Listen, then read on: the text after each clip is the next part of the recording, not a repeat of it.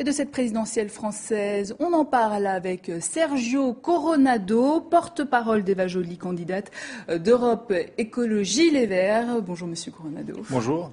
Alors à quelques heures de la fin de cette campagne, quel est l'état d'esprit dans votre camp ? C'est un état d'esprit plutôt satisfait. On a fait ce qu'on avait à faire. On a jeté toutes nos forces dans cette bataille, une campagne qui a été difficile. Vous le savez bien, les thèmes environnementaux, les thèmes écologistes n'ont pas été finalement à la fête.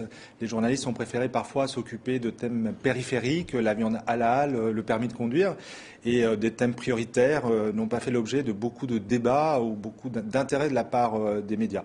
Donc nous savons. Pour vous, c'est la faute des journalistes ? Non, c'est pas de la faute des journalistes. Je pense que la situation économique, la crise aussi, fait que ce sont des thèmes qui passent un peu, non pas au second plan, mais qui sont un peu mis de côté dans l'esprit des gens qui ont des difficultés à trouver un logement, à payer leurs factures énergétiques, à assurer l'avenir de leurs enfants.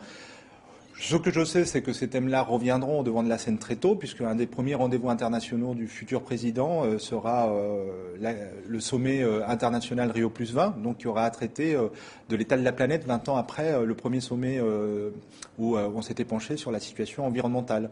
Donc voilà, nous sommes prêts en fait pour continuer, puisque tout ne s'arrête pas ni au premier tour ni au second tour, et qu'il ne suffit pas de changer de président pour changer de politique. Donc les écologistes continueront à œuvrer pour à la fois intéresser les Français à la situation grave que vit aujourd'hui la planète, et puis à faire en sorte que la politique change dans ce pays.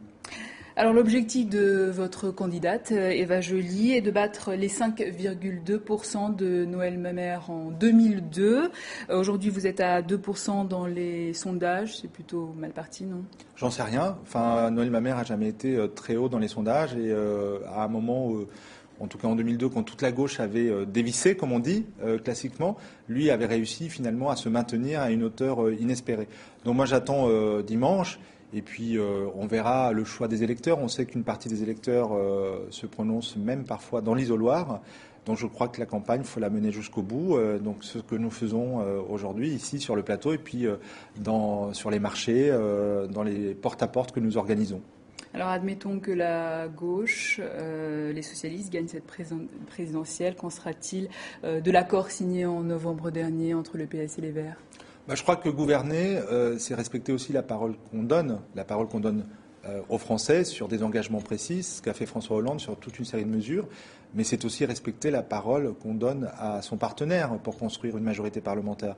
Donc moi, je ne vois pas le président élu, finalement, parmi ses premiers actes, revenir sur la parole donnée.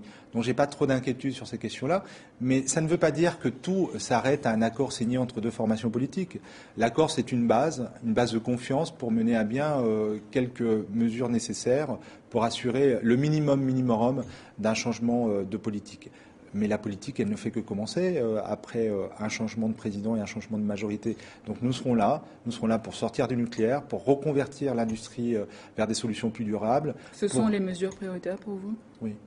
L'emploi, c'est prioritaire aujourd'hui, et je pense qu'il y a des secteurs, et notamment ceux qui sont liés à la reconversion de l'économie vers une économie durable, une économie verte.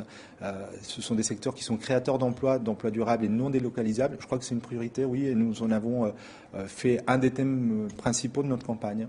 Alors il vous reste quelques heures avant la fin de la campagne. Quel est le mot d'ordre ? Comment convaincre les indécis ? Je pense qu'il ne suffit pas de changer de président pour changer de politique. Je crois que l'exaspération à l'égard du président sortant, du candidat Sarkozy, est grande, mais qu'il ne suffit pas simplement de faire un autre choix. Ce qu'il faut, c'est changer véritablement de politique, et dans ce cadre-là, pour que le quinquennat soit utile, pour que le quinquennat serve à transformer en profondeur la France, pour que la France s'intéresse et soit au rendez-vous de la planète, notamment à Rio+20, il y a un seul bulletin, c'est celui d'Eva Joly. Sergio Coronado, merci beaucoup. Merci à vous. Je rappelle que vous êtes porte-parole d'Eva Joly, candidate d'Europe Écologie Les Verts.